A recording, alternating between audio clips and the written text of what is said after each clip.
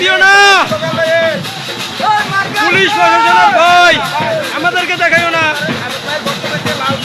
আমরা ক্রসফায়ারে যাওয়া লোক, আল্লাহ আমাদের সেখান থেকে বাঁচিয়েছে। হাতিয়ার জনগণ আমাদের সাথে ছিল, সবাই দোয়ায় আমরা সেখান থেকে ফিরে এসেছি। প্রয়োজনে দানের শীষকে জয়যুক্ত করার জন্য আমরা প্রয়োজনে জীবন দেবো।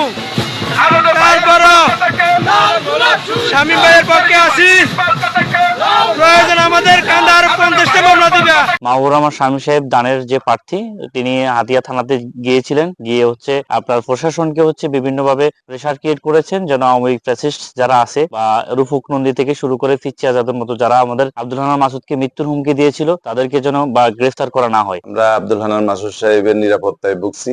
আব্দুল হান্নান মাসুদ সাহেবকে হত্যার হুমকি দিয়েছে রূপক নন্দী। প্রশাসনিক ভাবে আমরা এখন পর্যন্ত কার্যকর কোনো কিছু দেখতেছি না। আমরা সারা হাতিয়ার মানুষ এবং বিশেষ করে এনসিপি নেতৃবৃন্দ আমরা উদ্বিগ্ন।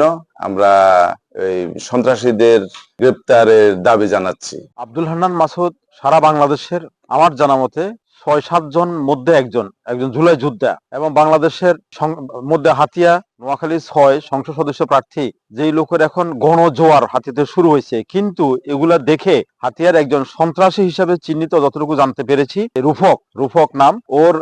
ও নিজে নাকি স্পষ্টভাবে বলছে তাকে হুমকি দিছে কিভাবে তাকে হত্যা করবে, এরকম একটা ইঙ্গিত তার আইডি থেকে আসছে এবং বিভিন্ন লোক মারফতে বা জানতে পারলাম কিন্তু সন্ত্রাসী। কিন্তু এখন পর্যন্ত তার অনেকগুলো মামলা আছে, এখন পর্যন্ত তাকে কিন্তু প্রশাসন থেকে কোনো গ্রেপ্তার করা বা কোনো প্ল্যান তৈরি করা এটা কোনো সিদ্ধান্ত আমরা দেখতেছি না। সাধারণ জনগণও হুমকিতে আছে, নেতা তো পুরো হুমকিতে আছে, যার পরিণাম আজকে শুক্রবার ওনার কিন্তু সকল কর্মকাণ্ড একটু স্থগিত দেখতেছি। কিন্তু আমরা কিন্তু কোনো সাড়া পাচ্ছি না সরকারি বা প্রশাসন থেকে। আরো বিভিন্ন এলাকায় আরো সন্ত্রাসী আছে, কিন্তু কাউকে কিন্তু এখন পর্যন্ত গ্রেপ্তার করা বা ধরা সরকারি ভাবে তরফ থেকে কোনো সিদ্ধান্ত আমরা দেখতেছি না। কিন্তু এই আর কি আমার মন্তব্য।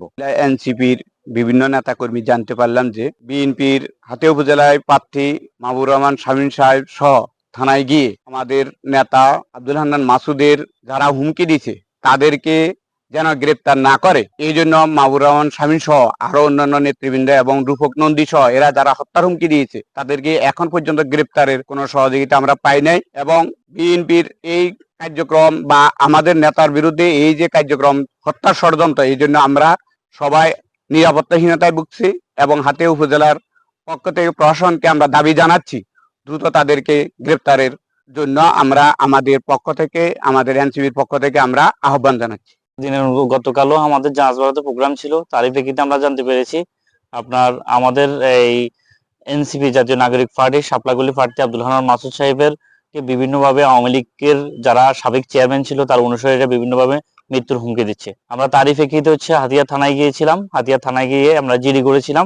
জিডি করার পরক্ষণে আমরা জানতে পারি মাহবুবুর রহমান শামীম সাহেব দানের যে প্রার্থী, তিনি হাতিয়া থানাতে গিয়েছিলেন, গিয়ে আপনার প্রশাসনকে বিভিন্নভাবে প্রেসার ক্রিয়েট করেছেন যেন আওয়ামী লীগ ফ্যাসিস্ট যারা আছে বা রুফুক নন্দী থেকে শুরু করে ফিচ্ছি আজাদের মতো যারা আমাদের আব্দুল হান্নান মাসুদকে মৃত্যুর হুমকি দিয়েছিল তাদেরকে যেন বা গ্রেফতার করা না হয়। আমরা ওখানে প্রায় 3 ঘন্টার মতো উনি থানার ভিতরে ছিল এবং ওনাকে প্রেসার ক্রিয়েট করা হয়েছে, যার কারণে এখনো পর্যন্ত এই আওয়ামী ফ্যাসিস্টের কাউকে এখনো পর্যন্ত গ্রেফতার করা হয়নি। এনসিপির নেতা জনাব আব্দুল হান্নান মাসুদ সাহেবকে হুমকি প্রদান করা হয়। উক্ত হুমকির বিষয়ে গত 18-12-25 তারিখ রাত্রে ওনার নেতা জনাব শামসুল তিব্বির সাহেব একটি লিখিত অভিযোগ প্রদান করেন। তো বিষয়টি আমরা হাতিয়া থানার সাধারণ ডায়েরি নং 762 তারিখ 18-12-2025 মূলে রুজু করি এবং উক্ত সাধারণ ডায়েরিটির বিষয়ে আমরা পরবর্তী আইনগত ব্যবস্থা নিচ্ছি। এটা আইনগত ব্যবস্থা অব্যাহত আছে।